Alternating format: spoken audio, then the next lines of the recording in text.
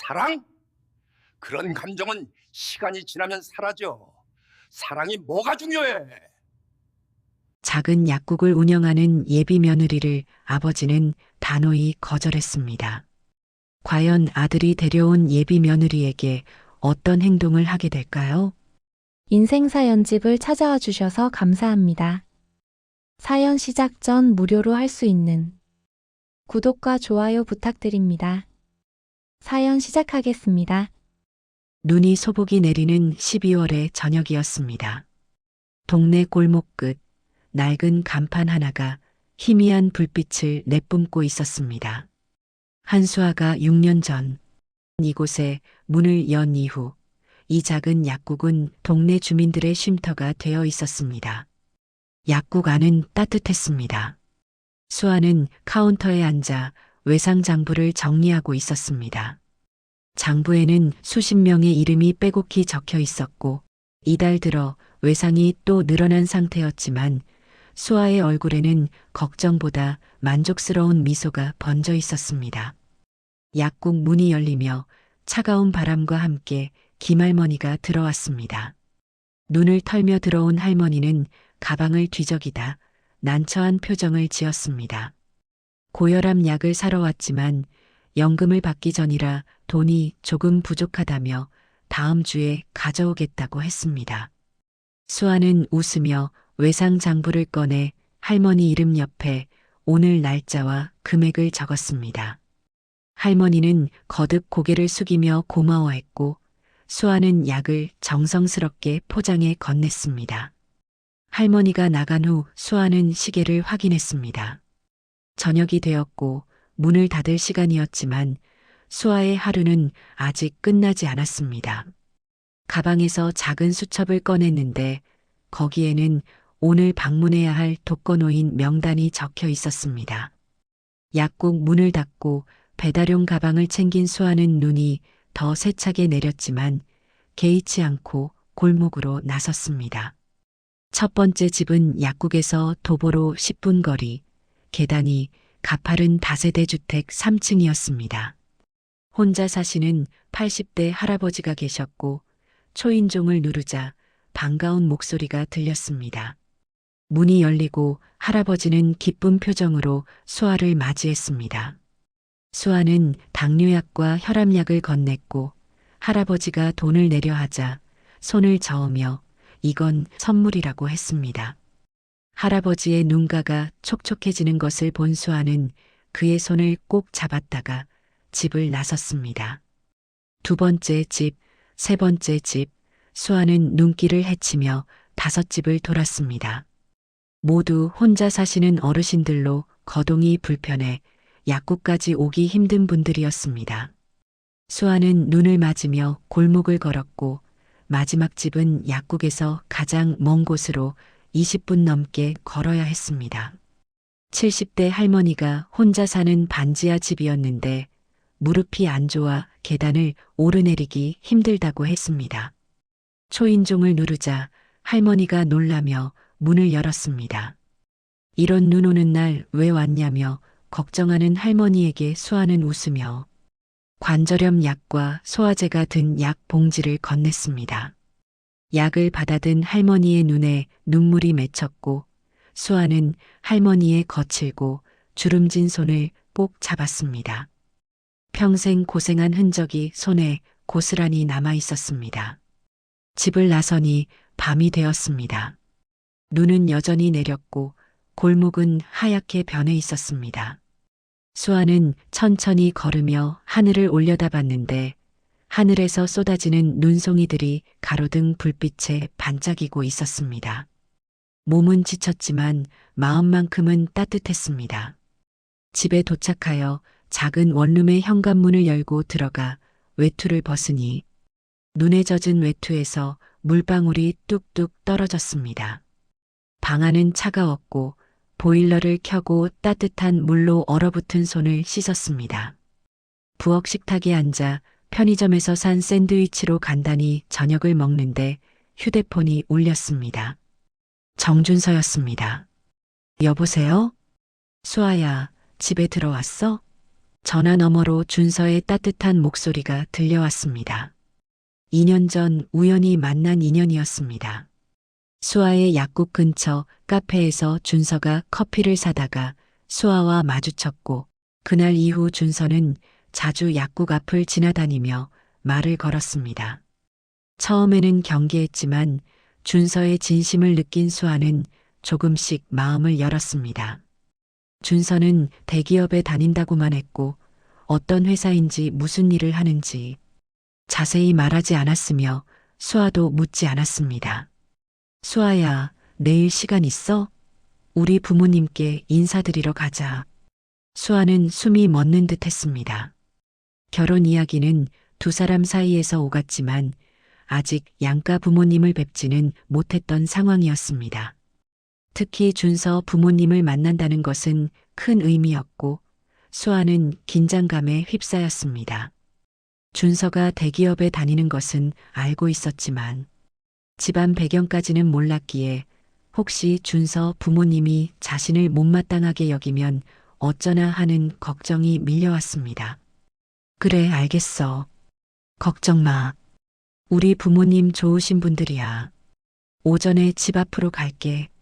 전화를 끊고 수아는 한동안 멍하니 앉아 있었습니다.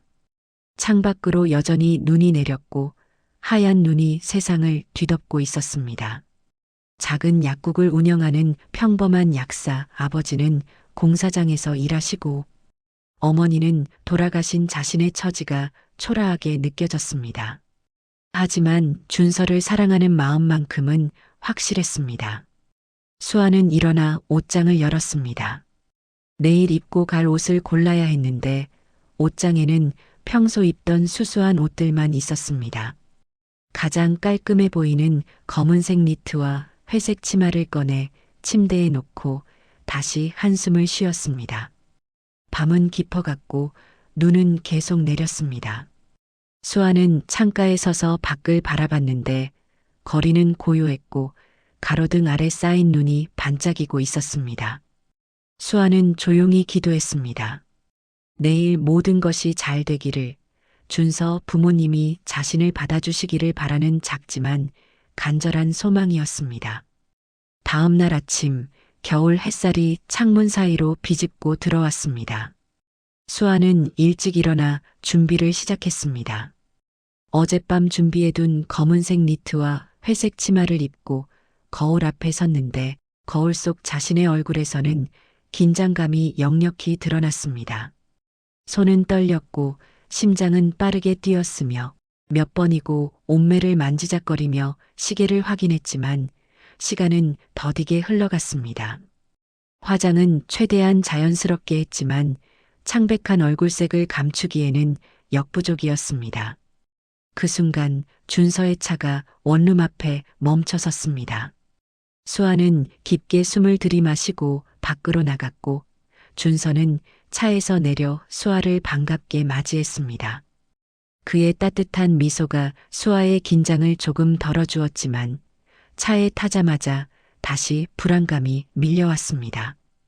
준서가 괜찮겠냐고 물었고 수아는 조금 긴장된다고 솔직하게 답했습니다.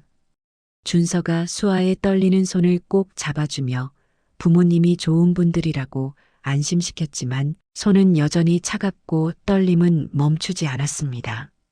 차는 도심을 벗어나 고급 주택가로 향했습니다. 점점 주변 풍경이 달라지기 시작했고 넓은 정원이 있는 대저택들이 줄지어 서 있는 모습이 눈에 들어왔습니다. 수아는 창밖을 바라보며 더욱 움츠러들었고 이런 곳에서 자란 준서와 작은 원룸에서 사는 자신 사이의 거리감을 실감하며 가슴 한편이 무거워졌습니다. 30분쯤 달렸을까 차는 거대한 철문 앞에 멈춰 섰습니다.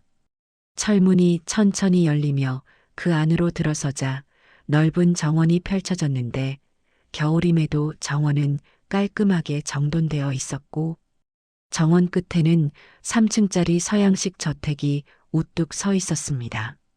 수아는 숨이 막히는 듯 했습니다. 준서가 이런 집에서 자랐다는 사실이 실감나지 않았고 자신이 이 세계와 얼마나 동떨어진 존재인지를 절감하게 되었습니다. 차에서 내리자 현관문이 열렸습니다. 정태현 회장과 부인 윤미경이 나와 서 있었는데 태연은 회색 정장 차림으로 카리스마가 넘쳤고 미경은 고급스러운 한복을 입고 있었습니다. 두 사람 모두에게서 풍기는 위험 있는 분위기에 수아는 다리가 후들거렸지만 애써 침착함을 유지하려 애썼습니다. 준서가 여자친구 한수아라고 소개했고 수아는 허리를 깊이 숙이며 정중하게 인사를 올렸습니다. 태연은 수아를 위아래로 천천히 훑어봤습니다. 그 시선은 차갑고 날카로웠으며 마치 물건을 감정하듯 수아를 평가하는 듯한 느낌이었습니다. 미경도 수아를 바라봤지만 표정에는 아무런 감정도 드러나지 않았고 어색한 침묵이 흘렀습니다. 준서가 분위기를 바꾸려 안으로 들어가자고 했고 일행은 저택 안으로 들어갔습니다. 거실은 넓고 화려했습니다. 천장이 높았고 샹들리에가 걸려 있었으며 고급스러운 가구들이 배치되어 있었습니다. 수아는 소파에 조심스럽게 앉았고 태연과 미경은 맞은편 소파에 나란히 자리를 잡았습니다. 태연이 먼저 입을 열었는데 목소리는 부드러웠지만 어딘가 날이 서 있었습니다. 수아 씨는 무슨 일을 하시나요? 동네에서 작은 약국을 운영하고 있습니다. 태연의 표정이 미묘하게 변했습니다. 눈썹이 살짝 올라갔고 입꼬리가 굳었으며 미경은 차를 마시며 수아를 관찰했는데 그 시선이 부담스러웠습니다. 태연은 잠시 침묵하다 다시 물었습니다. 부모님은 무슨 일을 하시는지, 가족 구성은 어떻게 되는지 하나하나 캐묻는 듯한 질문들이 이어졌습니다.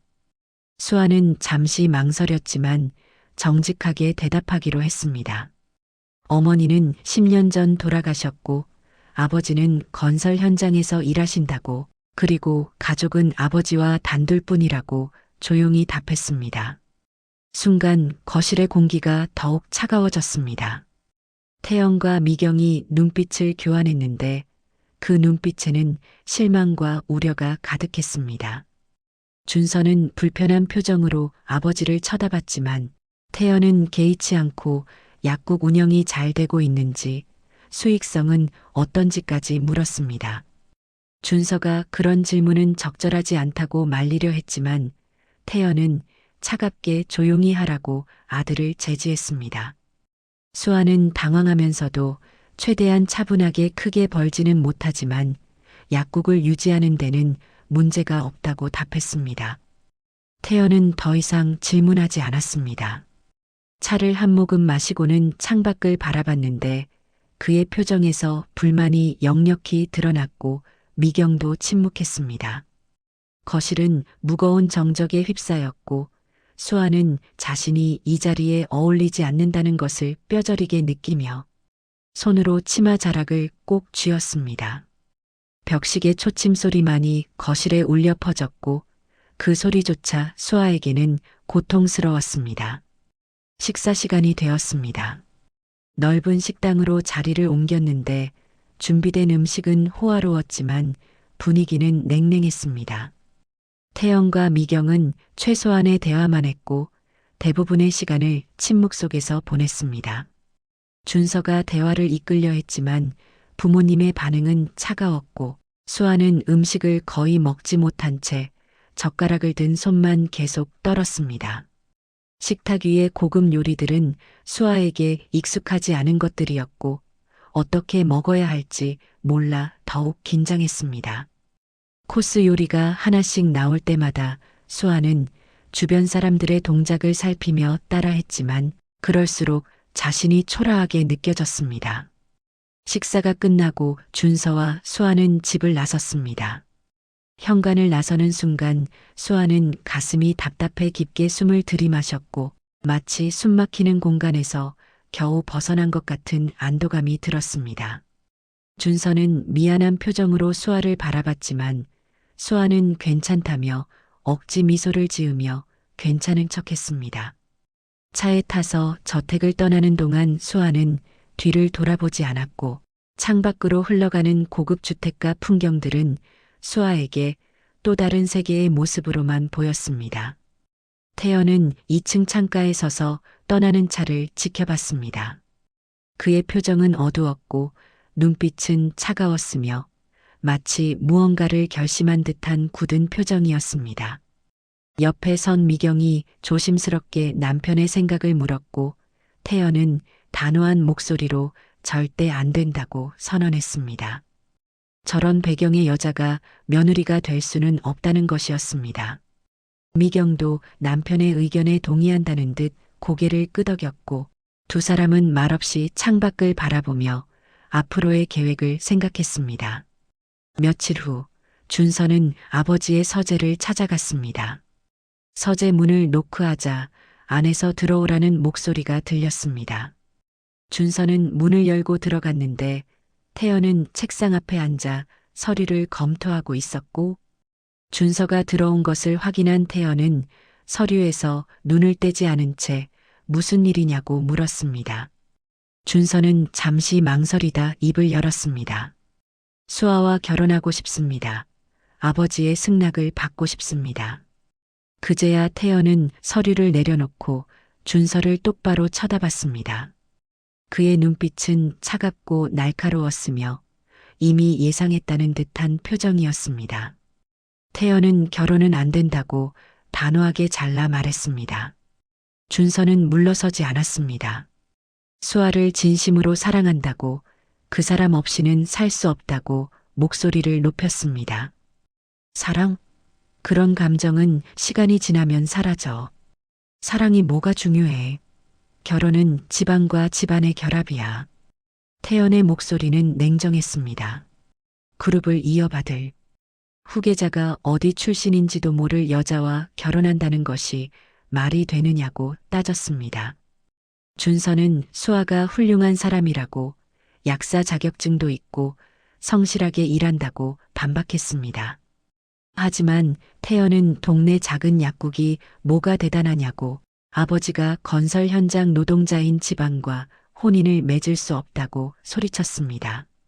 준서도 맞섰습니다. 사람을 배경으로 판단하면 안 된다고 수아의 진심을 봐달라고 애원했습니다. 하지만 태연은 책상을 탁 치며 닥치라고 했습니다. 내가 얼마나 많은 사람들을 봤는데 저런 여자들이 뭘 노리고 재벌가 남자들에게 접근하는지 뻔히 보여. 5억만 주면 당장 꼬리치며 사라질걸. 준서의 얼굴이 붉어졌습니다.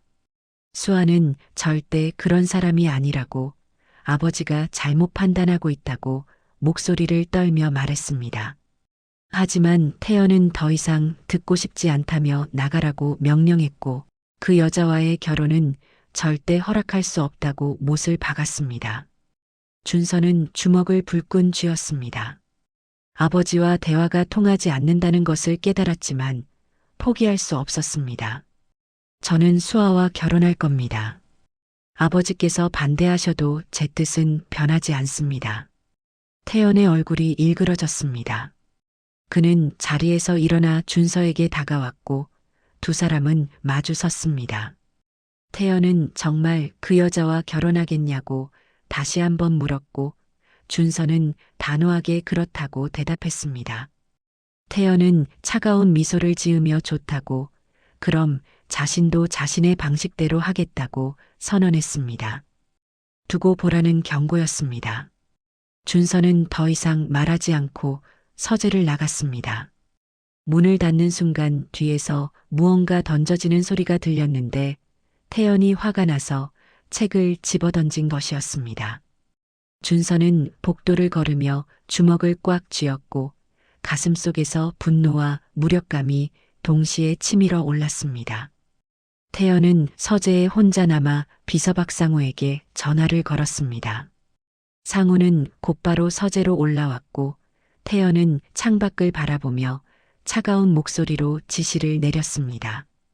그 여자의 정체를 확인해 보겠다고 돈만 주면 꼬리를 치며 사라질 게 뻔하다고 말하며 당장 돈을 준비하라고 명령했습니다.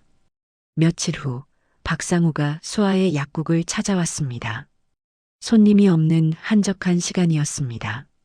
상우는 정중하게 인사를 하고 카운터 앞에 섰는데 깔끔한 정장 차림에 서류 가방을 든 그의 모습에서 범상치 않은 분위기가 풍겼습니다. 상우는 자신이 정태현 회장의 비서 박상우라고 소개했고 수아의 표정이 순간 굳어졌습니다. 상우는 가방에서 봉투 하나를 꺼내 카운터 위에 조심스럽게 놓았습니다. 두툼한 봉투였고 수아는 그것을 쳐다보며 불길한 예감이 들었습니다. 상우가 열어보라고 했고 수아는 망설이다 봉투를 열었습니다. 안에는 수표가 들어 있었는데 금액을 확인한 수아의 얼굴이 창백해졌습니다. 회장님께서 전하시는 말씀이 있습니다. 준서 도련님과 헤어져 주십시오. 그 대가로 이 돈을 드립니다. 수아는 수표를 다시 봉투에 넣어 상우에게 돌려줬습니다. 손이 떨렸지만 목소리는 단호했습니다. 받을 수 없어요. 저는 준서 씨를 돈 때문에 만난 게 아니에요. 상우는 당황한 기색을 보였는데 태연이 예상했던 반응과 달랐기 때문입니다. 상우는 다시 한번 생각해 보라고, 이 돈이면 약국도 크게 확장할 수 있고 아버님께도 편안한 생활을 드릴 수 있다고 설득했습니다. 그런 식으로 저를 평가하지 마세요. 저는 준서 씨를 진심으로 사랑합니다. 수아는 봉투를 상우 쪽으로 밀어냈습니다. 상우는 난처한 표정을 지었지만 봉투를 카운터에 두고 약국을 나갔습니다. 수아는 봉투를 쳐다보다 다시 봉투를 들고 밖으로 나가 상우를 불렀습니다. 이미 차에 타려던 상우에게 봉투를 건넸고 상우는 할 수 없이 받아들였습니다. 수아는 돌아서서 약국으로 들어왔습니다. 약국으로 돌아온 수아는 카운터에 주저앉았습니다. 가슴이 답답하고 눈앞이 캄캄했으며 손은 멈추지 않고 떨렸습니다. 준서의 아버지가 자신을 이런 식으로 대할 줄은 몰랐습니다. 돈으로 헤어지라니 자신이 그렇게 가벼운 사람으로 보였단 말인가. 수아는 눈물이 핑 돌았지만 참았습니다. 이대로 무너질 수는 없었고 준서에 대한 사랑을 증명해야 했습니다. 며칠 후 수아의 약국에 예상치 못한 방문객이 찾아왔습니다. 오전쯤 건물주가 약국 문을 열고 들어왔습니다. 60대 중반의 건물주는 20년 넘게 이 건물을 소유해왔고 수아와도 좋은 관계를 유지해왔던 사람이었습니다. 하지만 오늘 그의 표정은 어두웠고 미안함과 난처함이 뒤섞여 있었습니다. 수아는 이상한 느낌을 받으며 건물주를 맞이했고 두 사람은 약국 안쪽에 앉았습니다. 건물주는 한참을 망설이다 입을 열었습니다. 다음 달부터 월세를 올려야 할 것 같다고, 건물 관리비도 오르고 재산세도 올라서 어쩔 수 없다고 말했는데 그의 목소리는 떨렸습니다. 수아는 당황스러웠지만 이해하려 애썼습니다. 물가가 오르는 시대에 월세 인상은 어쩔 수 없는 일이었기 때문입니다. 수아가 얼마나 올릴 예정인지 물었고 건물주는 난처한 표정으로 현재 월세에서 2배는 인상해야 한다고 답했습니다. 수아는 귀를 의심했습니다. 지금까지 20년간 오르지 않던 월세가 갑자기 2배로 뛰다니 말이 되지 않았습니다.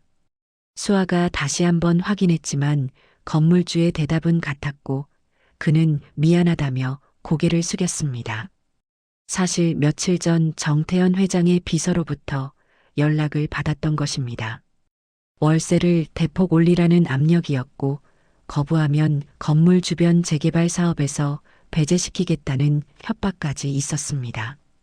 건물주로서는 어쩔 도리가 없었지만 이런 사정을 수아에게 말할 수는 없었습니다. 건물주는 다음 달부터 적용된다고 말하고는 정말 죄송하다며 황급히 약국을 나갔습니다. 수아는 자리에 그대로 앉아 멍하니 천장을 바라봤습니다. 월세가 2배로 오르면 약국 운영이 거의 불가능했습니다. 지금도 외상이 많아 수익이 적은데 월세까지 오르면 적자를 면할 수 없었습니다. 수아는 손으로 얼굴을 감싸며 깊은 한숨을 쉬었습니다. 설상가상으로 같은 주에 또 다른 소식이 들려왔습니다. 약국 바로 맞은편 빈 건물에 대형 프랜차이즈 약국이 입점한다는 것이었습니다. 동네 주민들 사이에서 소문이 퍼졌고 며칠 후 실제로 그 건물 앞에 공사 현수막이 걸렸습니다. 대형 체인 약국의 로고가 눈에 띄었습니다. 동네 사람들이 수군거리기 시작했습니다. 대형 약국이 들어오면 작은 약국은 버티기 힘들다는 이야기들이 오갔고 실제로 그 효과는 즉각적으로 나타났습니다. 수아의 약국 매출이 눈에 띄게 줄어들기 시작했는데 대형 약국이 아직 문도 열지 않았는데 사람들은 벌써부터 그곳을 기대하며 수아의 약국 방문을 줄였습니다. 일부 주민들은 대형 약국이 할인 행사를 많이 한다며 기다리겠다고 말했고 수아는 그저 웃으며 고개를 끄덕일 수밖에 없었습니다. 수아는 매일 저녁 장부를 펼쳐보며 한숨을 쉬었습니다. 매출은 계속 떨어지고 있었고 다음 달부터는 월세까지 오릅니다. 계산기를 두드려봐도 답이 나오지 않았습니다. 정상적으로는 약국을 유지하기 어려운 상황이었고 수아는 밤마다 잠을 이루지 못했습니다. 하지만 약국을 닫을 수는 없었습니다. 이곳을 찾는 어르신들, 돈이 없어 약을 구하지 못하는 사람들을 생각하면 포기할 수 없었습니다. 그러나 수아는 놀라운 선택을 했습니다. 오히려 외상을 더 많이 주기 시작한 것입니다. 약값이 부족한 사람들이 찾아오면 주저없이 외상 장부를 꺼냈고 아예 돈을 받지 않고 그냥 약을 주는 경우도 늘어났습니다. 외상 장부의 이름은 날마다 늘어났고 돈을 받지 못하는 금액도 함께 늘어났습니다. 어느 날은 실직한 젊은 아버지가 아이가 아프다며 찾아왔는데 수아는 약을 챙겨주며 돈은 나중에 여유 있을 때 주라고 했습니다. 또 어느 날은 독거노인이 혈압약을 사러 왔다가 돈이 부족하다고 하자 수아는 그냥 가져가시라며 웃으며 건넸습니다. 어느 날 저녁 준서가 약국을 찾아왔습니다. 수아가 장부를 정리하는 모습을 보던 준서는 걱정스러운 표정으로 이렇게 계속 외상을 주면 어떡하냐고 월세도 올랐다며 걱정했습니다. 수아는 괜찮다고 어떻게든 되겠다고 말했지만 목소리에는 확신이 없었습니다. 준서가 도와주겠다고 했지만 수아는 고개를 저었습니다. 준서의 도움을 받으면 정태현 회장의 생각이 맞았다는 것을 인정하는 꼴이 되기 때문입니다. 수아는 자신이 알아서 하겠다며 준서를 안심시켰습니다. 하지만 밤이 되어 혼자 남으면 수아는 약국 안에서 깊은 한숨을 쉬었습니다. 창밖으로 맞은편 건물의 공사 현장이 보였고 거기서는 밤늦게까지 공사가 진행되고 있었습니다. 대형 약국은 빠르게 준비되고 있었고 수아의 약국은 점점 더 어려워지고 있었습니다. 공사장의 밝은 조명과 달리 수아의 약국은 어둡고 쓸쓸해 보였습니다. 외상장부를 펼쳐보며 수아는 씁쓸하게 웃었습니다. 이 중에서 절반은 결국 돈을 못 받을 것이라는 걸 알고 있었습니다. 하지만 멈출 수 없었습니다. 어린 시절 어머니가 약값이 없어 적절한 치료를 받지 못하고 돌아가셨던 기억이 떠올랐습니다. 그때의 아픔과 무력함이 생생했고 병원 복도에서 의사 선생님께 약값을 구걸하던 아버지의 모습이 눈에 선했습니다. 그래서 수아는 다짐했던 것입니다. 절대로 돈이 없어서 약을 못 사는 사람이 없도록 하겠다고, 자신이 약사가 된 이유를 잊지 않겠다고. 수아는 장부를 덮고 불을 껐습니다. 약국을 나서며 맞은편 공사 현장을 다시 한번 바라봤습니다. 거대한 간판이 세워지고 있었고 그 규모는 수아의 약국보다 몇 배는 커 보였습니다. 수아는 고개를 돌려 집으로 향했고 뒤돌아보지 않으려 애썼지만 발걸음은 무거웠습니다. 차가운 겨울바람이 수아의 뺨을 스쳤고 그 바람은 수아의 마음만큼이나 차가웠습니다. 한 달이 흘렀습니다. 수아가 가장 두려워하던 날이 찾아왔습니다. 월세를 내야 하는 날이었지만 통장 잔고는 턱없이 부족했습니다.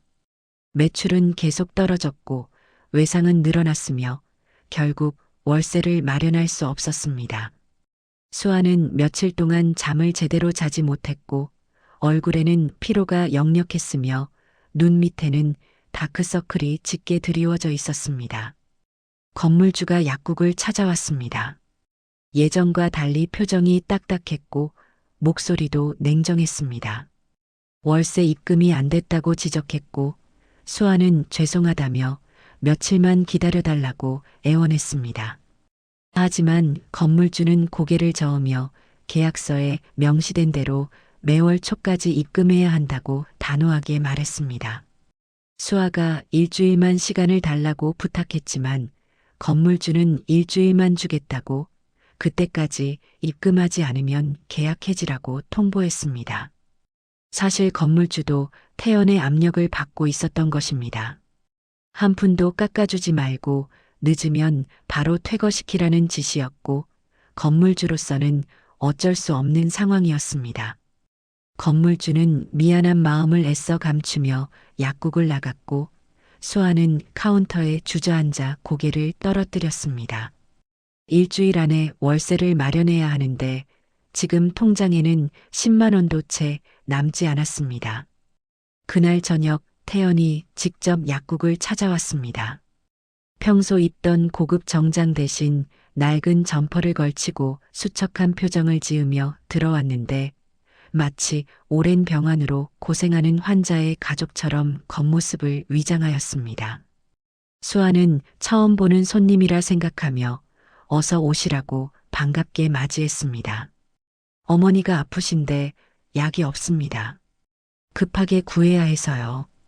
태연은 목소리까지 가라앉혀 말했습니다. 수아는 어떤 약이 필요한지 물었고 태연이 약 이름을 댔습니다. 수아가 약을 찾아보니 재고가 있었고 약을 포장하며 태연에게 건넸습니다. 태연이 돈이 좀 부족한데 괜찮겠냐고 조심스럽게 물었고 수아는 잠시 망설이는 듯 했습니다. 지금 수아에게는 한 푼이라도 아쉬운 상황이었습니다.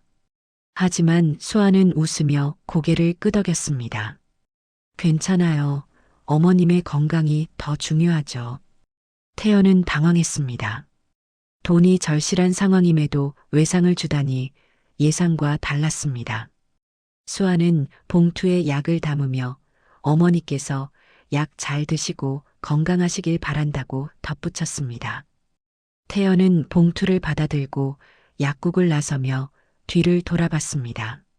수아는 다음 손님을 맞이할 준비를 하며 카운터를 정리하고 있었고 그 모습에서는 지친 기색이 역력했지만 따뜻한 미소만은 잃지 않고 있었습니다. 태연은 복잡한 표정으로 약국 문을 나섰고 근처 골목에서 약국을 바라보며 깊은 생각에 잠겼습니다. 며칠이 지났지만 수아는 월세를 마련하지 못했습니다. 건물주가 정한 기일이 지났고 건물주는 다시 약국을 찾아와 계약 해지를 통보했습니다. 수아는 눈물을 글썽이며 일주일만 더 달라고 꼭 마련하겠다고 애원했습니다. 건물주는 난처한 표정을 지었지만 위에서 압력이 심하다며 어쩔 수 없다고 고개를 저었습니다. 다음 달 말까지만 영업하고 나가달라는 최후 통첩이었습니다. 건물주가 나간 후 수아는 혼자 약국에 남아 울었습니다. 오랜 시간 일궈온 약국을 잃게 되다니 믿기지 않았습니다. 하지만 더 힘든 것은 이곳을 찾는 사람들을 더 이상 도울 수 없다는 사실이었습니다. 김할머니는 어떡하나, 매달 무료로 약을 드리던 독거노인 분들은 어떡하나 걱정이 앞섰습니다. 그날 밤 수아는 약국에 늦게까지 남아 장부를 정리했습니다. 외상장부를 펼쳐보니 이름이 빼곡했고 받지 못한 금액이 수백만 원에 달했습니다. 하지만 수아는 한 번도 독촉하지 않았고 앞으로도 그럴 생각이 없었습니다. 그저 그 돈으로 누군가가 건강을 지켰다면 그것으로 충분했습니다. 창밖으로 맞은편 대형 약국 공사가 거의 끝나가는 모습이 보였습니다. 이제 일주일만 있으면 개업한다는 현수막이 걸려 있었고 화려한 조명이 공사장을 밝히고 있었습니다. 수아는 쓸쓸하게 웃었습니다. 자신의 약국이 문을 닫을 때쯤 저 약국이 문을 열겠구나 하는 생각이 들었습니다. 수아는 불을 끄고 약국을 나섰습니다. 차가운 바람이 불었고 거리는 고요했습니다. 집으로 가는 길에 수아는 하늘을 올려다봤는데 별이 하나도 보이지 않았습니다. 구름이 잔뜩 낀 하늘처럼 수아의 마음도 답답하고 무거웠습니다. 일주일 후 태연은 다시 약국을 찾아갔습니다. 이번에는 더 구체적으로 관찰하기 위해서였습니다.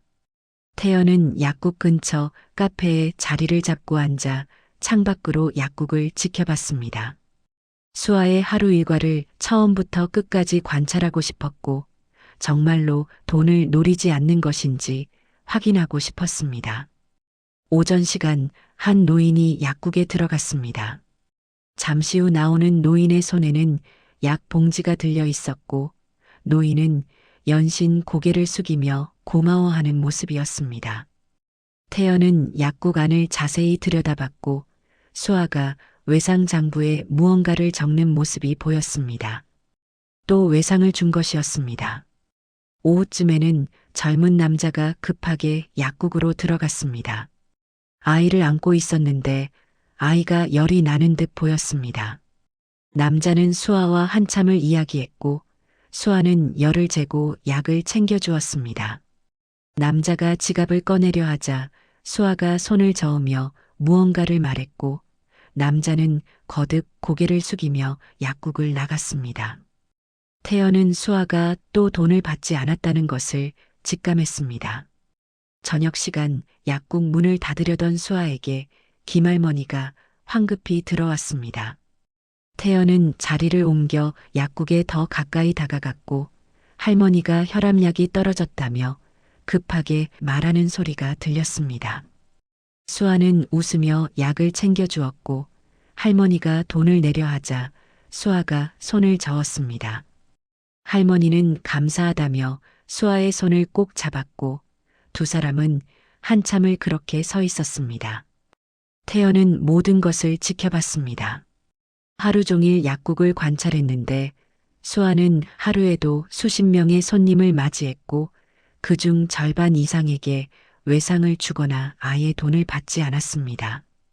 정상적인 장사가 아니었습니다. 이렇게 해서 어떻게 약국을 유지하는지 의문이었습니다. 며칠간 계속 약국을 관찰했습니다. 태연은 시간을 내어 하루에 몇 시간씩 약국 근처에서 수아를 지켜봤고 수아는 하루도 빠짐없이 어려운 사람들을 도왔습니다. 약값이 부족한 사람에게는 외상을, 아예 돈이 없는 사람에게는 무료로 약을 주었습니다. 어떤 날은 홀로 사는 할아버지가 추운 날씨에 약국까지 오기 힘들다고 하자 수아가 직접 약을 들고 할아버지 댁까지 찾아가는 모습도 목격했습니다. 태연은 점점 궁금해졌습니다. 저렇게 해서 어떻게 약국을 유지하는지, 월세는 어떻게 내는지, 생활비는 어떻게 버는지 알 수 없었습니다. 박상우에게 수아의 재정 상태를 조사하라고 지시했고 며칠 후 상우가 보고서를 가져왔습니다. 보고서에는 충격적인 내용이 담겨 있었습니다. 수아의 약국은 지난 6년간 한 번도 제대로 된 수익을 내지 못했고 수아는 개인 저축을 모두 소진하며 약국을 유지해 왔다는 것이었습니다. 게다가 최근 월세가 2배로 올랐고 다음 달 말까지 약국을 비워야 하는 상황이라는 것도 파악되었습니다. 태연은 보고서를 읽으며 미간을 찌푸렸습니다. 자신이 건물주에게 압력을 넣어 월세를 올린 것인데 수아는 그 와중에도 어려운 사람들을 계속 돕고 있었습니다. 어느 날 저녁 태연은 약국 폐업 시간까지 기다렸다가 수아의 뒤를 따라갔습니다. 수아는 약국 문을 닫고 배달용 가방을 메고 골목으로 들어갔는데 태연은 멀찍이 떨어져 따라갔습니다. 수아는 여러 집을 돌며 약을 배달했고 모두 거동이 불편한 어르신들의 집이었습니다. 밤이 되어서야 수아는 마지막 집을 나섰고 지친 얼굴로 집으로 향했습니다. 태연은 차 안에 앉아 수아가 사라지는 뒷모습을 지켜봤습니다. 눈앞에 펼쳐진 광경이 믿기지 않았습니다. 자신은 수아를 돈을 노리는 여자라고 판단했는데 실제 수아는 자신의 전 재산을 쏟아부으며 어려운 이웃들을 돕고 있었습니다. 월세를 2배로 올려 압박을 가했는데도 수아는 오히려 더 많은 사람들에게 외상을 주고 있었습니다. 태연은 혼란스러웠습니다. 지금껏 만나본 사람들과는 완전히 달랐습니다. 대부분의 사람들은 돈 앞에서 본성을 드러냈는데 수아는 정반대였습니다. 태연은 차 시동을 걸며 깊은 생각에 잠겼습니다. 며칠 후 태연은 수아의 과거에 대해서도 조사하라고 지시했습니다. 이 여자가 왜 이렇게 사는지, 무엇이 그녀를 움직이는지 알고 싶었습니다. 상우는 며칠간 조사한 끝에 상세한 보고서를 가져왔고 태연은 그 보고서를 읽으며 충격에 빠졌습니다. 수아의 어머니가 약값을 제때 내지 못해 돌아가셨다는 사실, 어린 시절 수아가 장례식장에서 약사가 되겠다고 다짐했다는 사실이 적혀 있었습니다. 태연은 보고서를 내려놓고 창밖을 바라봤습니다. 자신이 얼마나 잘못 판단했는지 깨닫기 시작했습니다. 수아는 돈을 노린 것이 아니었습니다. 오히려 돈보다 사람을 먼저 생각하는 순수한 마음을 가진 여자였습니다. 태연은 가슴 한편이 답답해지는 것을 느꼈고 자신이 수아에게 가한 압박들이 떠올라 괴로웠습니다. 어느 날 밤 약국 문을 닫으려던 수아에게 급한 전화가 걸려왔습니다. 전화를 받은 수아의 얼굴이 순식간에 굳어졌습니다.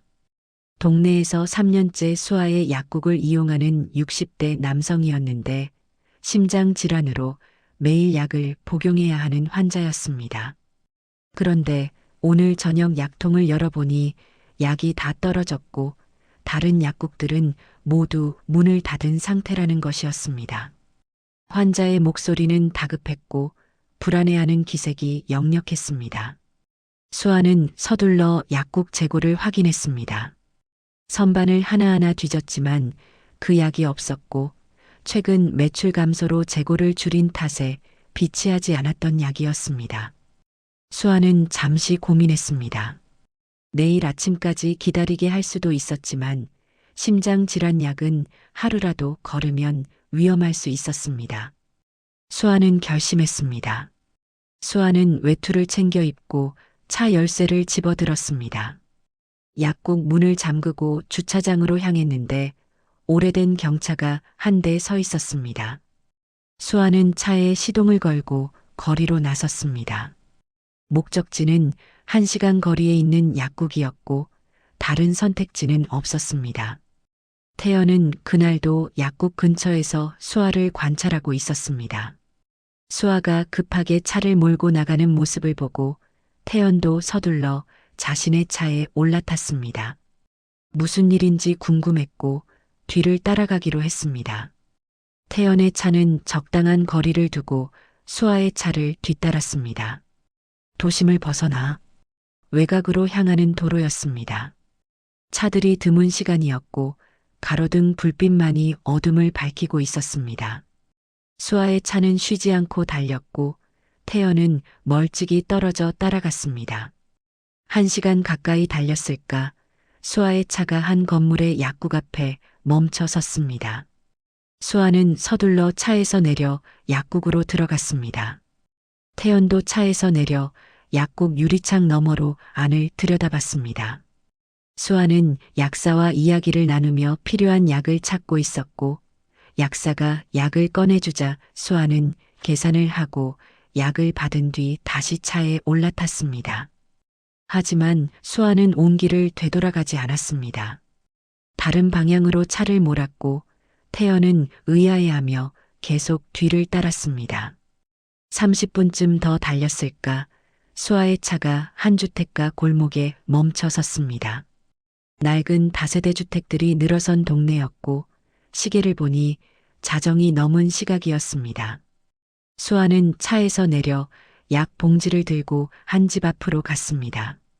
초인종을 눌렀고 잠시 후 불안한 표정의 중년 여성이 문을 열었습니다. 환자의 가족인 듯 했습니다. 수아가 약을 건네자 여성은 연신 고개를 숙이며 고마워했고 지갑을 꺼내 돈을 주려 했습니다.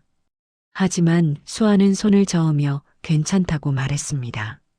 여성이 거듭 살해하려 했지만 수아는 환자분 건강만 챙기시라며 웃으며 손을 흔들고 돌아섰습니다. 태연은 차 안에서 이 모든 과정을 지켜봤습니다. 가슴 한편이 뜨거워지는 것을 느꼈고 목이 메는 듯한 감정이 밀려왔습니다. 밤에 전화를 받고 1시간을 달려가 약을 구해서 다시 30분을 달려 환자에게 전달하고 그것도 돈을 받지 않고 그냥 준다는 것이 믿기지 않았습니다. 지금 시각은 새벽 1시가 가까웠고 수아는 집에 돌아가려면 또 1시간을 운전해야 했습니다. 수아는 차에 올라타 시동을 걸었습니다. 지친 표정이었지만 얼굴에는 만족스러운 미소가 번져 있었습니다. 누군가를 도왔다는 것, 그것만으로도 충분히 보람찼다는 표정이었습니다. 수아의 차가 골목을 빠져나갔고 태연은 다시 뒤를 따랐습니다. 돌아오는 길 태연은 수아의 차를 보며 깊은 생각에 잠겼습니다. 자신은 평생 돈과 권력으로 사람을 판단해 왔습니다. 누군가의 배경과 재산을 보고 그 사람의 가치를 매겼지만 수아는 달랐습니다. 돈도 없고 배경도 없지만 그 어떤 재벌보다 값진 마음을 가진 사람이었습니다. 새벽 1시 반 수아의 차가 원룸 앞에 도착했습니다. 수아는 차에서 내려 건물로 들어갔고 잠시 후 작은 창문에 불이 켜졌습니다. 태연은 차 안에 앉아 그 불빛을 바라봤습니다. 저 작은 방에서 수아는 어떤 마음으로 살아가는 걸까? 무엇이 저렇게 헌신하게 만드는 걸까 생각했습니다. 태연은 시동을 걸고 천천히 차를 몰았습니다. 집으로 돌아가는 내내 수아의 모습이 머릿속을 떠나지 않았고 자신이 얼마나 큰 실수를 하고 있는지 점점 깨닫게 되었지만 인정하고 싶지 않았습니다. 자신의 판단이 틀렸다는 것을, 아들이 옳았다는 것을 인정하기가 쉽지 않았습니다. 집에 도착한 태연은 서재로 들어갔습니다. 책상 앞에 앉아 창밖을 바라봤는데 동이 트기 시작하는 하늘이 보였습니다. 태연은 한숨을 깊게 쉬었습니다. 마음 한편에서는 수아를 인정하고 싶었지만 다른 한편에서는 여전히 의심이 남아 있었습니다. 혹시 이 모든 것이 연기는 아닐까? 자신을 속이기 위한 치밀한 계획은 아닐까 하는 의심이었습니다. 태연은 비서 박상우에게 다시 전화를 걸었습니다. 수아에 대해 더 깊이 조사하라고, 특히 과거 행적을 철저히 파악하라고 지시했습니다. 진짜 순수한 사람인지 아니면 교묘하게 꾸민 사람인지 확실히 알고 싶었습니다. 며칠 후 박상우가 상세한 조사 보고서를 가져왔습니다. 태연은 서재에서 보고서를 받아들고 천천히 읽기 시작했습니다. 보고서에는 수아의 어린 시절부터 현재까지의 행적이 상세히 기록되어 있었고 읽어 내려갈수록 태연의 표정은 굳어졌습니다. 수아는 어린 시절 어머니가 지병으로 고생하는 것을 지켜봐야 했습니다. 당뇨와 고혈압을 앓던 어머니는 제때 약을 복용하면 건강을 유지할 수 있었지만 집안 형편이 어려워 약값을 제대로 내지 못했습니다. 수아의 아버지는 건설 현장에서 일용직으로 일했고 수입이 불안정했습니다. 어떤 달은 약값을 낼 수 있었지만 어떤 달은 식비도 부족했습니다. 결국 수아가 초등학교를 졸업하던 해봄, 어머니는 합병증으로 쓰러졌습니다. 병원에 실려갔지만 이미 늦었고 적절한 치료를 받지 못해 상태가 악화된 후였습니다. 어머니는 병상에서 일주일을 버티다 세상을 떠났습니다. 당시 수아는 어머니 병실 밖 복도에서 아버지가 의사에게 약값을 구걸하는 모습을 봤고 그 장면이 평생 수아의 가슴에 상처로 남았습니다. 어머니 장례식장에서 수아는 영정 앞에 무릎 꿇고 다짐했습니다. 커서 꼭 약사가 되겠다고, 돈이 없어서 약을 못 사는 사람이 없도록 하겠다고 약속했습니다. 그 후 수아는 혼자 공부했습니다. 아버지는 생활비를 벌기 바빴고 수아는 학교와 도서관을 오가며 공부에 매달렸습니다. 성적은 우수했고 약대에 장학금을 받고 입학할 수 있었습니다. 대학 시절에도 수아는 아르바이트로 생활비를 벌며 공부했습니다. 시험에 합격한 후 대형 병원 약국에 취직할 수 있었지만 수아는 거절했습니다. 대신 동네에 작은 약국을 열었고 그것이 지금의 약국이었습니다. 6년간 수아는 수익의 거의 대부분을 어려운 이웃들에게 무료로 나눠줬고 외상장부에 적힌 사람들 중 절반은 결국 돈을 내지 못했지만 수아는 한 번도 독촉하지 않았습니다. 태연은 보고서를 다 읽고 책상 위에 내려놓았습니다. 가슴이 답답했고 목이 메는 것 같았습니다. 자신이 얼마나 큰 오해를 했는지, 얼마나 잘못 판단했는지 깨달았습니다. 수아는 돈을 노린 것이 아니었습니다. 오히려 자신의 전 재산을 쏟아부으며 어린 시절의 다짐을 지키고 있었습니다. 태연은 창밖을 바라보며 깊은 한숨을 쉬었습니다. 자신이 수아에게 얼마나 잔인한 짓을 했는지 생각하니 부끄러웠습니다. 월세를 2배로 올리고 대형 약국을 유치해 압박을 가하고 돈으로 모욕했던 일들이 떠올랐습니다. 태연은 고개를 떨어뜨렸습니다. 며칠 후 결정적인 사건이 발생했습니다. 그날 밤 태연은 집 서재에서 책을 읽고 있었습니다. 그때 비서 박상우에게서 긴급 전화가 걸려왔습니다. 수아의 약국에서 화재가 발생했다는 소식이었습니다. 태연은 책을 내던지고 자리에서 벌떡 일어났습니다. 급히 옷을 갈아입고 차에 올라탔고 운전기사에게 최대한 빨리 가라고 지시했습니다. 30분 만에 현장에 도착했습니다. 이미 소방차 여러 대가 출동해 있었고 사이렌 소리가 밤거리를 울렸습니다. 사람들이 모여들어 웅성거렸고 불길이 약국 건물을 휩싸고 있었습니다. 태연은 차에서 내려 급히 현장으로 달려갔습니다. 태연이 도착했을 때 수아는 약국 안이 아니라 옆 건물에 있었습니다. 옆 건물은 낡은 다세대 주택이었고 1층에는 김할머니가 혼자 살고 있었습니다. 수아는 할머니를 부축해 밖으로 나오고 있었는데 할머니는 겁에 질려 떨고 있었고 수아도 얼굴이 그을려 있었습니다. 약국은 이미 불길에 휩싸여 있었습니다. 소방관들이 진화 작업을 하고 있었지만 화재가 발생한 지 1시간이 넘었고 약국 내부는 거의 전소된 상태였습니다. 오렌지색 불꽃이 하늘로 치솟았고 타는 냄새가 진동했습니다. 수아는 할머니를 안전한 곳에 앉히고 물을 가져다 주었습니다. 구급대원이 할머니를 확인했고 다행히 큰 부상은 없다고 했습니다. 연기를 조금 마셔서 기침을 하고 있었지만 생명에는 지장이 없었습니다. 수아는 안도의 한숨을 쉬었고 할머니의 손을 꼭 잡으며 괜찮다고 안심시켰습니다.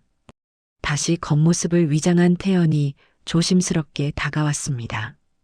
수아는 태연을 보았는데 처음 보는 사람 같으면서도 어딘가 낯익은 얼굴이었습니다. 며칠 전 약국에 왔던 환자 가족 같기도 했지만 확신할 수 없었습니다. 태연은 괜찮냐고 물었고 수아는 고개를 끄덕였습니다. 태연이 약국은 괜찮은지 물었습니다. 수아는 고개를 저었습니다. 아마 다 탔을 거라고 하지만 할머니가 무사하니 다행이라고 조용히 말했습니다. 태연은 놀라서 다시 물었습니다. 약국보다 할머니가 중요하냐고 6년간 일군 약국이 사라졌는데 괜찮냐고 물었습니다. 약국은 다시 지으면 되지만 사람은 한 번 잃으면 돌아오지 않으니까요. 수아의 대답은 담담했습니다. 태연은 말을 잃었습니다.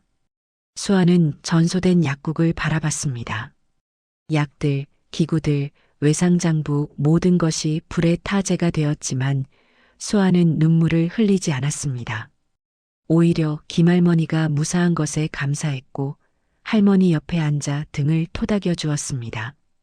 태연은 그 모습을 보며 가슴이 미어지는 것을 느꼈습니다. 자신이 얼마나 잘못 판단했는지, 얼마나 어리석었는지 뼈저리게 깨달았습니다.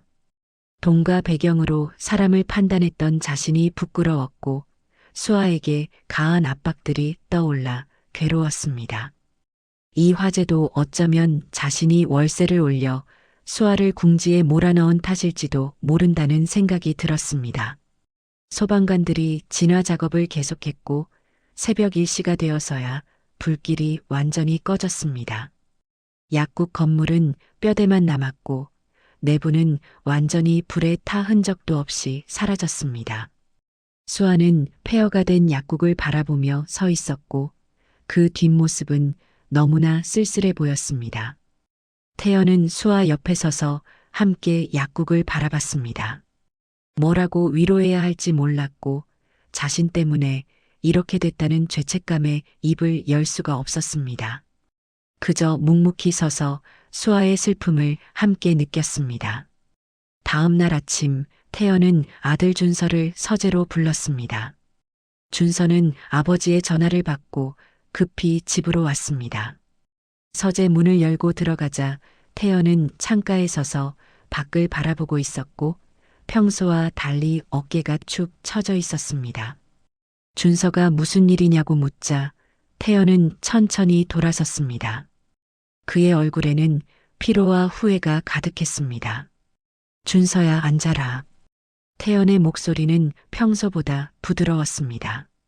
준서는 소파에 앉았고 태연도 맞은편에 앉았습니다. 잠시 침묵이 흘렀고 태연은 입을 열기 위해 몇 번이나 망설였습니다. 자신의 잘못을 인정한다는 것이 쉽지 않았지만 더 이상 미룰 수 없었습니다. 수아 씨와 결혼해라. 허락한다. 준서는 귀를 의심했습니다. 그토록 강하게 반대하던 아버지가 갑자기 허락한다니 믿기지 않았습니다. 준서가 놀라서 되묻자 태연은 고개를 끄덕였습니다. 진심이라고 수아는 훌륭한 여자라고 인정했습니다. 아버지, 무슨 일이 있었습니까? 태연은 깊은 한숨을 쉬며 지난 몇 주간 있었던 일들을 털어놓기 시작했습니다. 수아를 시험했던 것, 약국을 관찰했던 것, 그리고 어젯밤 화재 현장에서 목격한 것들을 하나하나 이야기했습니다. 말하는 동안 태연의 목소리는 떨렸고 자신의 어리석음을 고백하는 것이 얼마나 힘든지 표정에 그대로 드러났습니다. 준서는 아버지의 이야기를 듣고 충격에 빠졌습니다. 월세를 올린 것도 대형 약국을 유치한 것도 모두 아버지의 계획이었다는 사실에 분노가 치밀었습니다. 하지만 동시에 아버지가 수아를 인정했다는 것에 안도했고 복잡한 감정이 뒤섞였습니다. 아버지가 얼마나 잘못 판단했는지 이제 안다. 수아 씨는 돈이나 지위를 노린 게 아니었어. 순수한 마음으로 사람들을 돕는 진짜 선한 사람이었지. 태연의 고백은 계속되었습니다. 자신이 평생 돈과 권력으로 사람을 판단해 왔다고, 그것이 얼마나 큰 오류였는지 깨달았다고 말했습니다. 진짜 가치 있는 것은 재산이나 배경이 아니라 사람의 마음이라는 것을 수아를 통해 배웠다고 고백했습니다. 준서는 눈물을 흘렸습니다. 그토록 바라던 아버지의 허락을 받았다는 기쁨과 수아가 겪었을 고통을 생각하니 가슴이 아팠습니다. 준서는 자리에서 일어나 아버지를 껴안았고 태연도 아들을 안으며 미안하다고 거듭 말했습니다. 그날 오후 태연은 비서 박상우에게 지시를 내렸습니다. 수아를 돕기 위한 계획을 세우라고. 하지만 수아가 눈치채지 못하도록 조심스럽게 진행하라고 당부했습니다. 상우는 알겠다며 고개를 끄덕였고 곧바로 실행에 옮겼습니다. 며칠 후 수아는 화재 현장을 정리하고 있었습니다. 보험금이 나왔지만 새 약국을 열기에는 턱없이 부족한 금액이었습니다. 그래도 수아는 포기하지 않았고 다시 시작할 방법을 찾고 있었습니다. 그때 동네 주민들이 하나둘씩 찾아오기 시작했습니다.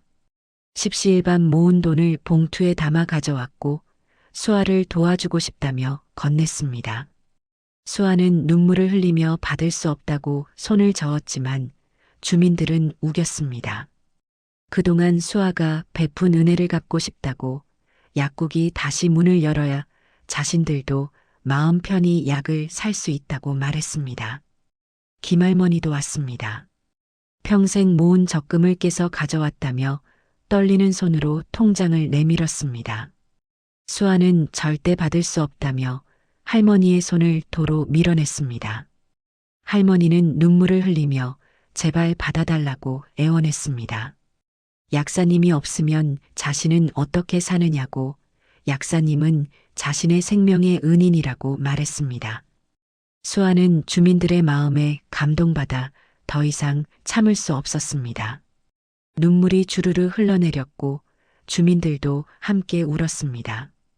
그 순간 수아는 자신이 혼자가 아니라는 것을 깨달았습니다. 그동안 베푼 것들이 헛되지 않았다는 것을, 사람들이 기억하고 있다는 것을 확인했습니다. 주민들이 모은 돈은 생각보다 많았지만 여전히 새 약국을 열기에는 부족했고 수아는 어떻게 해야 할지 막막했습니다. 그래도 포기할 수는 없었습니다. 이 사람들을 위해서라도, 어머니와의 약속을 지키기 위해서라도 다시 시작해야 했습니다. 며칠 후 수아에게 낯선 번호로 전화가 걸려왔습니다. 부동산 중개인이었는데 약국 자리 근처에 더 좋은 건물이 나왔다며 한번 보러 오지 않겠냐고 제안했습니다. 수아는 의아했습니다. 지금 돈도 부족한데 건물을 볼 여유가 없었지만 중개인이 워낙 간곡히 부탁해서 일단 가보기로 했습니다. 중개인이 안내한 건물은 이전 약국에서 2블록 떨어진 곳이었습니다. 1층 상가였는데 넓고 깨끗했으며 채광도 좋았습니다. 이전 약국보다 훨씬 나은 조건이었고 수아는 감탄했지만 이런 건물이라면 월세가 비쌀 것이 분명했습니다. 월세는 얼마입니까? 30만 원입니다. 수아는 귀를 의심했습니다. 이렇게 좋은 건물이 30만 원이라니 말이 되지 않았습니다. 수아가 다시 확인했지만 중개인의 대답은 같았습니다. 건물주가 특별히 싸게 내놓았다고, 좋은 세입자를 만나고 싶어 한다고 설명했습니다. 사실 이 모든 것은 태연이 몰래 준비한 것이었습니다. 건물주에게 사정을 설명하고 수아에게는 30만 원만 받되 나머지 차액은 자신이 몰래 보전해 주기로 약속했습니다. 건물주도 수아의 이야기를 듣고 감동받아 흔쾌히 동의했고 중개인에게도 비밀을 지키라고 신신당부했습니다. 수아는 혼란스러웠습니다. 너무 좋은 조건이라 오히려 의심스러웠지만 이 기회를 놓칠 수는 없었습니다. 주민들이 모아준 돈과 보험금을 합치면 충분히 계약할 수 있었습니다. 수아는 고민 끝에 계약하기로 결심했고 중개인은 기뻐하며 서류를 준비했습니다. 며칠 후 계약이 완료되었습니다. 수아는 새 약국을 준비하기 시작했고 준서도 도와주겠다며 함께 청소하고 정리했습니다. 두 사람은 땀 흘리며 일했고 조금씩 약국의 모습이 갖춰져 갔습니다. 수아는 행복했습니다. 비록 모든 것을 잃었지만 다시 시작할 수 있다는 것만으로도 감사했습니다. 한 달 후 수아의 새 약국이 문을 열었습니다. 개업식 날 아침 수아는 일찍 약국에 나와 마지막 점검을 했습니다. 새로 들여온 약품들이 선반에 가지런히 정리되어 있었고 깨끗한 카운터와 의자, 그리고 벽에 걸린 새 간판이 눈에 들어왔습니다. 비록 이전보다 작은 규모였지만 수아에게는 세상 어디보다 소중한 공간이었습니다. 오전 시간 개업식이 시작되었습니다. 동네 주민들이 하나둘씩 모여들었고 꽃다발과 화분을 들고 축하하러 왔습니다. 좁은 약국이 사람들로 가득 찼고 모두들 웃으며 수아를 격려했습니다. 김할머니는 수아를 꼭 안으며 눈물을 흘렸고 수아도 할머니를 안으며 함께 울었습니다. 그때 약국 앞에 고급 승용차 한 대가 멈춰 섰습니다. 차에서 정태영과 윤미경, 그리고 준서가 내렸습니다. 수아는 깜짝 놀랐고 주민들도 웅성거리기 시작했습니다. 태영과 미경이 약국으로 들어오자 사람들은 자리를 비켜주었습니다. 태연은 수아 앞에 섰습니다. 두 사람은 마주 보았고 잠시 침묵이 흘렀습니다. 수아는 긴장했고 태연은 어떻게 말을 꺼내야 할지 망설였습니다. 마침내 태연이 입을 열었습니다. 수아 씨, 늦었지만 개업을 진심으로 축하합니다. 수아는 당황했습니다. 준서의 아버지가 왜 여기 왔는지, 왜 축하한다고 하는지 이해할 수 없었습니다. 그동안 제가 큰 실례를 했습니다. 수아 씨를 오해했고 많은 어려움을 드렸습니다. 진심으로 사과드립니다. 태연은 허리를 깊이 숙여 사과했습니다. 주변 사람들이 놀라서 숨을 죽였고 수아는 더욱 당황해서 어쩔 줄 몰라 했습니다. 재벌 회장이 자신에게 고개를 숙이다니 꿈인지 현실인지 분간이 되지 않았습니다. 아닙니다. 고개를 들어주세요. 저한테 갑자기 왜? 아닙니다. 제가 잘못했습니다. 용서해 주십시오. 태연은 고개를 들고 수아를 똑바로 바라봤습니다. 그의 눈빛은 진심으로 미안해하는 것이 역력했고 수아는 그 눈빛을 보며 마음이 흔들렸습니다. 미경도 다가와 수아의 손을 잡았습니다. 따뜻한 손길이었고 미경의 눈에도 눈물이 맺혀 있었습니다. 준서가 다가와 수아의 어깨를 감싸 안았고 수아는 준서의 품에서 울음을 터뜨렸습니다. 기쁨의 눈물이었고 안도의 눈물이었으며 그동안 참아왔던 모든 감정이 한꺼번에 쏟아져 나왔습니다. 주민들이 박수를 쳤습니다. 약국 안은 박수 소리와 축하 인사로 가득 찼고 따뜻한 분위기가 흘렀습니다. 태영과 미경도 박수를 쳤고 준서는 수아를 꼭 안으며 사랑한다고 속삭였습니다. 개업식이 끝난 후 태연은 수아와 준서를 따로 불렀습니다.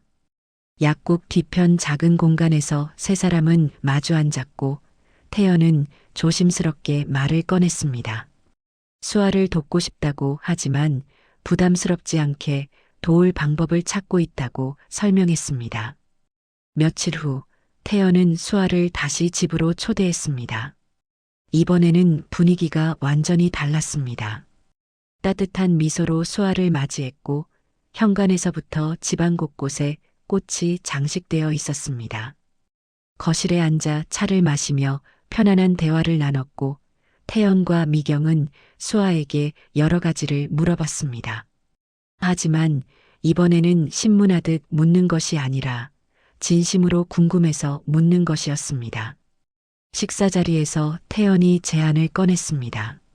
수아의 약국을 거점으로 어려운 이웃들에게 무료로 약을 지원하는 프로그램을 만들자고 했습니다. 자신이 재단을 만들어 재정을 지원하겠다고 수아는 현장에서 실무를 맡아달라고 부탁했습니다. 수아는 감격했습니다. 그것은 어린 시절부터 꿈꿔온 일이었고 어머니에게 했던 약속을 더 크게 실천할 수 있는 기회였습니다. 수아는 기쁜 마음으로 제안을 받아들였고 태연과 구체적인 계획을 논의하기 시작했습니다. 미경도 거들었습니다. 자신도 봉사활동에 참여하고 싶다고, 수아에게 배우고 싶다고 말했습니다. 수아는 감사하다며 미경의 손을 잡았고 두 여자는 서로를 바라보며 미소 지었습니다. 준서는 부모님과 수아를 번갈아 보며 행복해했습니다. 자신이 가장 사랑하는 사람들이 화목하게 지내는 모습을 보니 세상 무엇과도 바꿀 수 없는 기쁨이었습니다. 준서는 아버지에게 감사하다고 말했고 태연은 아들의 어깨를 토닥이며 웃었습니다. 그날 저녁 수아가 집으로 돌아갈 때 태연은 현관까지 배웅을 나왔습니다. 수아에게 조용히 말했습니다. 그동안 한 일들을 정말 미안하게 생각한다고, 앞으로 좋은 장인이 되겠다고 약속했습니다. 수아는 고개를 저으며 이미 다 잊었다고, 앞으로만 보겠다고 대답했습니다. 차를 타고 가는 길에 수아는 창밖을 바라봤습니다. 도시의 불빛들이 반짝였고 하늘에는 별이 총총히 떠 있었습니다. 수아는 조용히 미소 지었습니다. 힘든 시간들이 있었지만 결국 모든 것이 잘 풀렸습니다.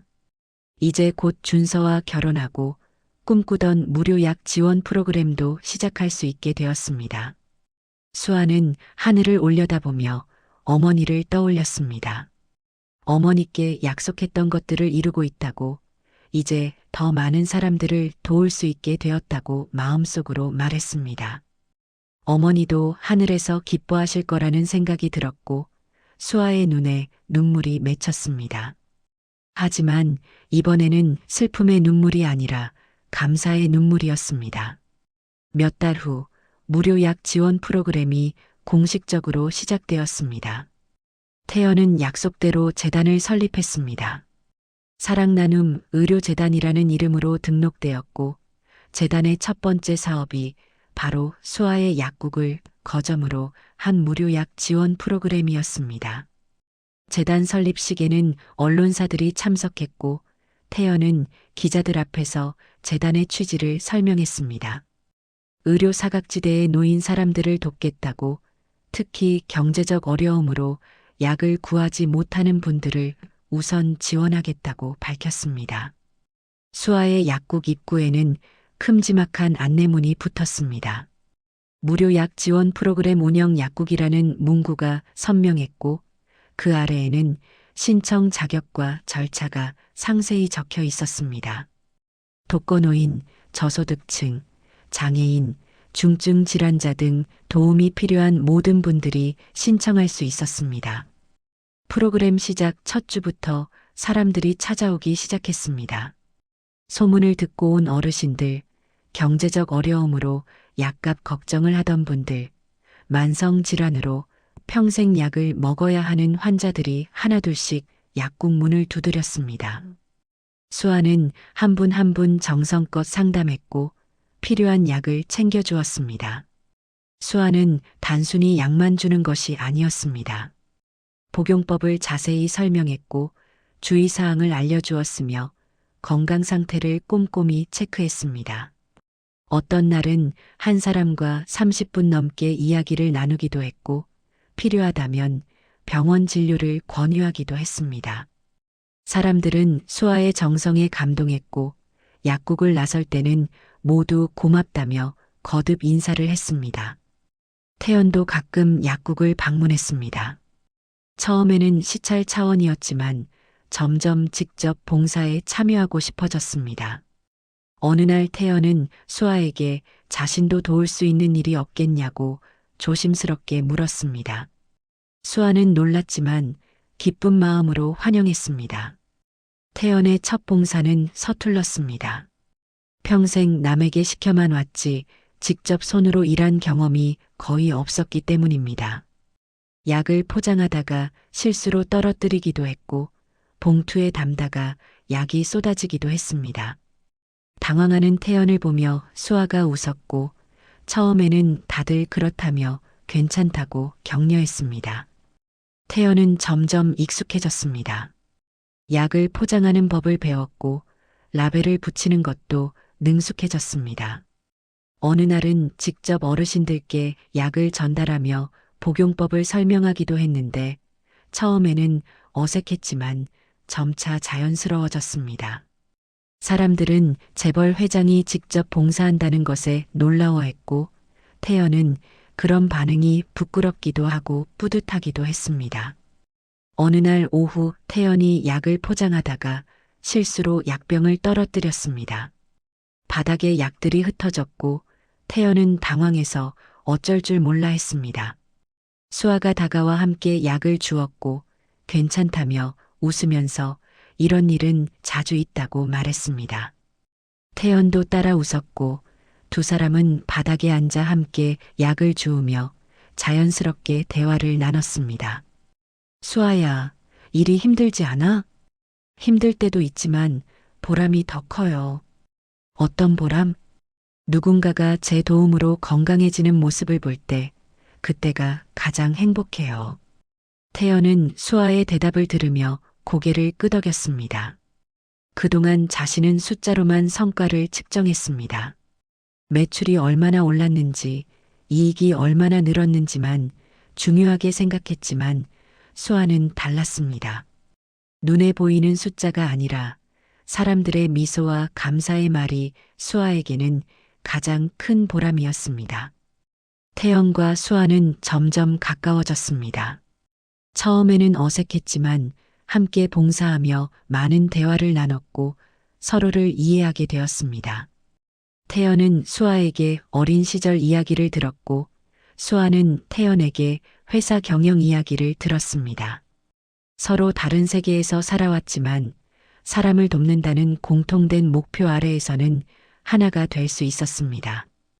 미경도 자주 약국을 찾았습니다. 처음에는 구경만 하다가 점차 직접 참여하기 시작했습니다. 어르신들과 이야기를 나누고 필요한 물품을 챙겨드리고 때로는 집까지 배달을 도왔습니다. 미경은 평생 귀한 집 교수로 자라 남에게 봉사해 본 경험이 없었지만 수아를 보며 배웠고 점점 익숙해졌습니다. 어느 날 저녁 하루 일과를 마치고 태연과 미경, 수아와 준서 네 사람이 함께 약국에 남아 정리를 했습니다. 오늘 방문한 사람들이 유난히 많았던 날이라 정리할 것도 많았고 네 사람은 각자 맡은 일을 하며 자연스럽게 대화를 나눴습니다. 수아야, 오늘 김할머니 오셨지? 미경이 물었고 수아는 고개를 끄덕였습니다. 할머니가 많이 좋아지셨다고 약을 꾸준히 드시니 혈압도 안정되고 건강해지셨다고 말했습니다. 미경은 그게 다 내 덕분이라며 수아를 칭찬했고 수아는 부끄러워하며 고개를 저었습니다. 태연은 선반을 정리하며 수아를 바라봤습니다. 며칠 전까지만 해도 며느리로 받아들일 수 없다고 생각했던 여자가 이제는 세상 누구보다 소중한 사람이 되어 있었습니다. 아니, 처음부터 소중한 사람이었는데 자신이 알아보지 못했던 것입니다. 태연은 자신의 어리석음을 다시 한번 반성했습니다.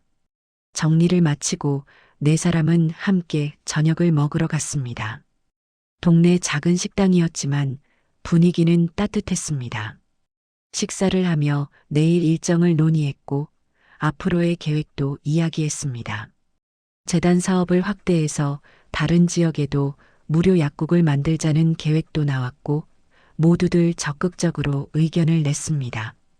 식사를 마치고 헤어질 때 태연은 수아에게 말했습니다. 정말 고맙다고 자신에게 많은 것을 가르쳐줘서 고맙다고 말했습니다. 수아는 놀라서 손을 저었습니다. 자신은 아무것도 가르친 게 없다고 오히려 많이 배우고 있다고 대답했습니다. 아니야. 수아는 내게 삶의 진짜 의미를 가르쳐줬어. 고마워. 태연의 진심 어린 말에 수아는 가슴이 뭉클해졌습니다. 두 사람은 악수를 했고 그 악수는 이전과 달리 따뜻하고 진심이 담겨 있었습니다. 봄이 찾아왔습니다. 준서와 수아의 결혼식이 열리는 날이었습니다. 화려한 호텔이나 웨딩홀이 아니라 동네 작은 교회에서 열리는 소박한 결혼식이었습니다. 수아가 원한 것이었고 준서도 기꺼이 동의했습니다. 태영과 미경도 처음에는 호텔 결혼식을 제안했지만 수아의 뜻을 존중해 따랐습니다. 결혼식 당일 아침 교회는 꽃으로 장식되었습니다. 화려하지는 않았지만 정성스럽게 꾸며졌고 따뜻한 분위기가 흘렀습니다. 하객들이 하나둘씩 도착했는데 대부분이 동네 주민들이었습니다. 김할머니를 비롯한 독거노인분들, 수아의 약국을 이용하는 단골 고객들, 무료약 지원 프로그램의 수혜자들이 모두 참석했습니다. 수아가 직접 모셔온 분들도 많았습니다. 거동이 불편한 어르신들을 위해 차량을 준비했고 휠체어가 필요한 분들을 위해 경사로도 설치했습니다. 모두가 편하게 결혼식을 볼 수 있도록 세심하게 배려했습니다. 드디어 결혼식이 시작되었습니다. 파이프 오르간 소리가 울려 퍼졌고 신랑 준서가 입장했습니다. 단정한 턱시도 차림의 준서는 긴장한 얼굴로 제단 앞에 섰고 신부 입장을 기다렸습니다. 교회 문이 열리고 순백의 드레스를 입은 수아가 나타났습니다. 수아의 팔에는 아버지가 함께였고 건설 현장에서 일하느라 거칠어진 손으로 딸의 손을 꼭 잡고 있었습니다. 수아의 아버지는 감격에 겨워 눈물을 흘렸고 수아도 아버지를 바라보며 미소 지었습니다. 앞을 향해 걸으며 수아는 주변을 둘러봤습니다. 양쪽에 앉아 있는 사람들이 모두 환하게 웃으며 축복해주고 있었습니다. 그동안 자신이 도왔던 분들, 함께 웃고 울었던 분들이 모두 이 자리에 함께 해주었습니다. 수아는 가슴이 벅차올랐고 이보다 더 완벽한 결혼식은 없을 것 같았습니다. 제단 앞에 도착하자 수아의 아버지는 딸의 손을 준서에게 건넸습니다. 두 남자는 악수를 나눴고 수아의 아버지는 딸을 부탁한다며 준서에게 당부했습니다. 준서는 고개를 깊이 숙이며 약속했고 수아와 함께 제단 앞에 섰습니다. 예식이 진행되었습니다. 목사님의 주례사가 이어졌고 두 사람은 서약을 했습니다. 준서가 수아를 평생 사랑하고 아끼겠다고 맹세했고 수아도 준서를 평생 사랑하겠다고 약속했습니다. 반지를 교환하고 마침내 입맞춤을 했습니다. 하객들이 일제히 박수를 쳤고 교회 안은 환호성과 축하 인사로 가득 찼습니다. 신랑 신부 뒤에 서 있던 태연과 미경은 미소를 지으며 두 사람을 바라봤습니다. 태연의 눈가에도 눈물이 맺혀 있었고 미경은 손수건으로 눈물을 닦았습니다. 아들이 좋은 사람을 만나 행복하게 되는 모습을 보니 부모로서 이보다 더 기쁠 수가 없었습니다. 축사 순서가 되었습니다. 태연이 마이크 앞에 섰고 하객들을 둘러보며 천천히 입을 열었습니다. 오늘 이렇게 많은 분들이 우리 아들의 결혼을 축하해 주러 와주셔서 진심으로 감사합니다. 태연의 목소리는 떨렸습니다. 평소 수백 명 앞에서도 당당하게 연설하던 사람이었지만 오늘만큼은 긴장되고 감격스러웠습니다. 저는 며느리 수아를 통해 많은 것을 배웠습니다. 진짜 가치 있는 것이 무엇인지, 사람을 어떻게 대해야 하는지 배웠습니다. 수아는 제게 가장 훌륭한 스승이었습니다. 태연은 수아를 바라봤고 수아도 태연을 보며 미소 지었습니다. 태연은 계속 말을 이어갔습니다. 평생 돈과 권력으로 사람을 판단했던 제가 부끄럽습니다. 하지만 수아를 만나 깨달았습니다. 진정한 부는 재산이 아니라 마음의 풍요로움이라는 것을, 진짜 귀한 사람은 배경이 아니라 인품으로 판단해야 한다는 것을 배웠습니다. 하객들이 조용히 태연의 말을 들었습니다. 태연은 잠시 말을 멈추고 깊게 숨을 들이마셨습니다. 수아야, 우리 가족이 되어줘서 고맙다 준서야. 좋은 사람을 만난 걸 축하한다. 두 사람이 앞으로도 행복하길 진심으로 바란다. 태연의 축사가 끝나자 다시 박수가 터져 나왔습니다. 수아는 눈물을 흘렸고 준서가 수건을 건네주며 어깨를 감싸 안았습니다. 행복의 눈물이었고 감사의 눈물이었습니다. 결혼식 후 피로연이 열렸습니다. 교회 옆 작은 홀에서 식사가 준비되었고 사람들은 음식을 먹으며 신랑 신부를 축하했습니다. 태연은 준서를 불러 조용히 말했습니다. 수아한테 잘해야 한다. 수아는 세상 누구보다 귀한 사람이야. 준서는 알고 있다며 고개를 끄덕였고 태연은 아들의 어깨를 두드리며 만족스러운 미소를 지었습니다. 며칠 후 태연은 회사 임원 회의를 소집했습니다. 중요한 발표가 있다며 모든 임원들을 회의실에 모았고 태연은 단상에 올라 마이크를 잡았습니다. 오늘부터 우리 회사는 새로운 방향으로 나아가겠습니다. 회사 이익의 일정 부분을 사회공헌에 사용할 것입니다. 임원들이 웅성거렸습니다. 태연은 손을 들어 조용히 하라는 신호를 보내고 계속 말했습니다. 특히 의료 취약계층 지원에 집중하겠습니다. 사랑나눔 의료재단을 확대해서 전국 곳곳에 무료 약국을 설치하고 경제적 어려움으로 치료받지 못하는 분들을 돕겠습니다. 일부는 의아해하는 표정이었지만 대부분은 긍정적으로 받아들였습니다. 태연은 구체적인 계획을 설명했고 앞으로 3년 안에 전국 50개 도시에 무료 약국을 설치하겠다는 목표를 밝혔습니다. 회의가 끝난 후 임원 한 명이 태연을 찾아왔습니다. 많이 변하셨다고 예전 같으면 이런 결정을 하지 않았을 것이라고 말했습니다. 태연은 웃으며 대답했습니다. 사람은 변할 수 있다고 자신도 늦었지만 배우고 있다고 말했습니다. 어느 날 저녁 태연은 수아의 약국을 찾아갔습니다. 문을 닫을 시간이 다 되어가는 때였고 수아는 하루 일과를 정리하고 있었습니다. 태연이 들어오자 수아는 반갑게 맞이했고 두 사람은 함께 약국 정리를 도왔습니다. 아버님, 오늘은 무슨 일로 오셨어요? 그냥 수아 얼굴이 보고 싶어서 왔지. 태연은 웃으며 대답했습니다. 두 사람은 함께 약을 정리하고 선반을 닦았습니다. 창밖으로 노을이 지고 있었고 따뜻한 노을빛이 약국 안을 물들였습니다. 수아야, 행복하지? 너무 행복해요. 다행이다. 내가 행복하니 나도 행복하구나. 태연은 만족스러운 표정으로 창밖을 바라봤습니다. 저 멀리 해가 지고 있었고 하늘은 주황빛과 분홍빛으로 물들어 있었습니다. 아름다운 풍경이었습니다. 태연은 생각했습니다. 진정한 가치는 돈이나 지위가 아니라 사람의 마음이라고, 진짜 부자는 재산이 많은 사람이 아니라 사랑을 나눌 줄 아는 사람이라고, 그리고 자신은 며느리를 통해 그것을 배웠다고 깨달았습니다. 수아와 태연은 함께 약국 문을 닫고 밖으로 나왔습니다.